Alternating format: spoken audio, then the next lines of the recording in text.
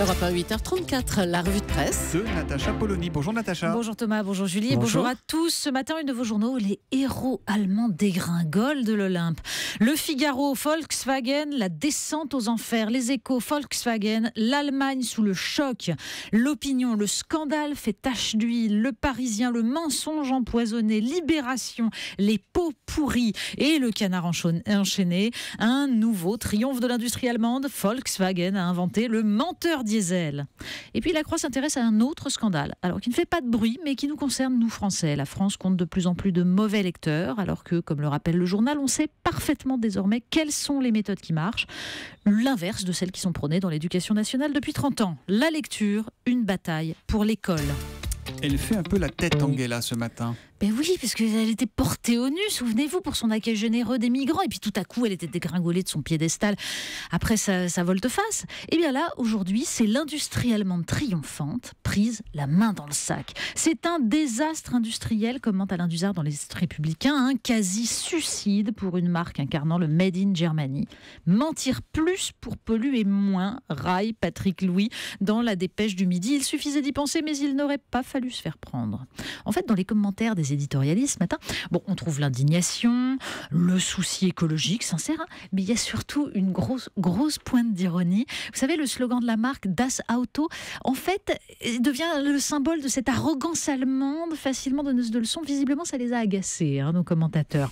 Pris les doigts dans les jerrycans de diesel, lance Pascal Coqui dans la dernière nouvelle d'Alsace. Les dirigeants de Volkswagen n'ont pas la moindre circonstance atténuante à faire valoir. Martin Winterkorn peut bien s'accrocher à son siège en cuir pleine peau et à son bureau en ronce de noyer. Il ne tiendra pas longtemps. Et puis il y a la consternation de ceux qui nous vantaient le miracle allemand. Qu'a-t-il bien pu se passer dans la tête de ces dirigeants pour mettre ainsi en péril la vie de leur groupe, se demande Daniel Fortin dans Les Échos.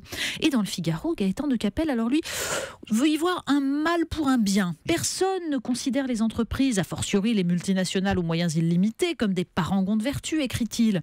Et il reste sans doute beaucoup à faire pour leur imposer une conduite irréprochable. Les déboires de Volkswagen apportent la démonstration spectaculaire de ce qu'il en coûte de jouer avec l'éthique et la probité, y compris quand on est un géant mondial. Les méchants, donc, seront punis et tout va bien, la fête pourra continuer. L'accueil des réfugiés, Natacha, c'est aussi une affaire de gros sous. Mais oui, on parle business ce matin et pas seulement à propos des voitures allemandes. Un article du Monde nous raconte l'histoire improbable et assez peu ragoûtante de cet ancien chef d'un parti populiste suédois, homme d'affaires éclectique et flamboyant, qui fait désormais son beurre avec l'accueil des réfugiés. Sa société gère des centres d'accueil et elle a facturé l'an dernier près de 12 millions d'euros à l'agence suédoise de migration.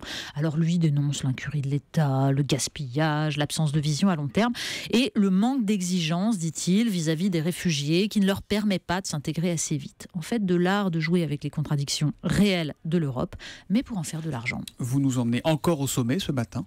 Mais oui, et là aussi au sommet, on parle business. C'est un peu plus loin dans le monde.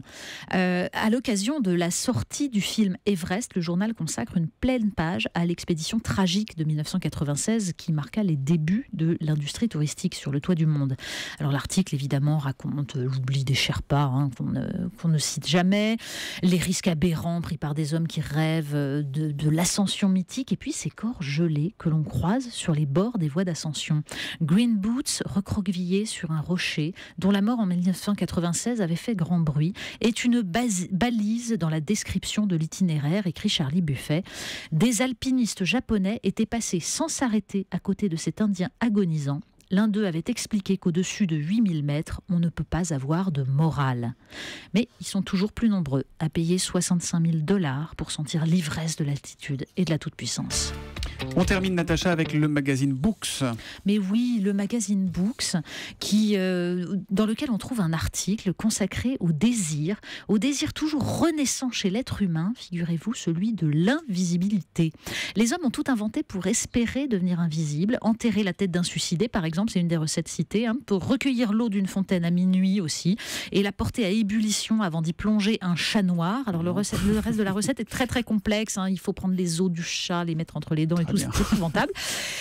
D'où le fait d'ailleurs que sans doute on compte assez peu de personnes invisibles. Ils ne sont pas allés au bout de la recette, c'est dommage.